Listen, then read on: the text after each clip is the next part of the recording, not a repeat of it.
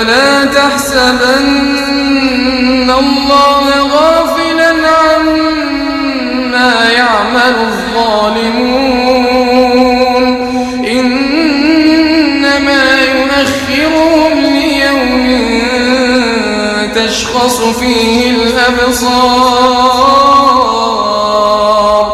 مهطعين مقنعي رؤوسهم لا يرتد إليهم طرفهم وأفئدتهم هواء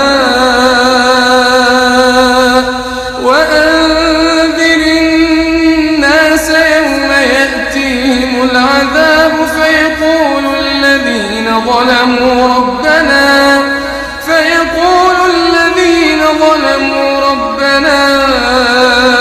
أخرنا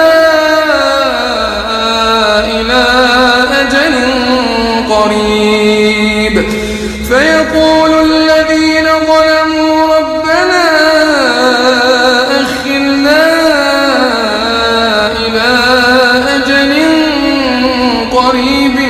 نجب دعوتك ونتبع الرسل أولم تكونوا أقسمتم من قبل ما لكم من زوال وسكنتم في مساكن الذين ظلموا أنفسهم وتبين لكم كيف فعلنا بهم وضربنا لكم الأمثال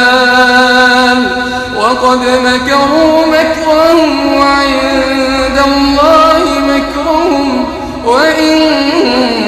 كان مكرهم لتزول منه الجبال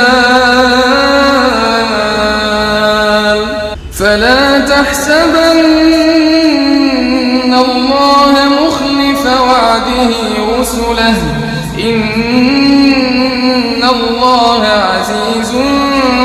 ذو انتقام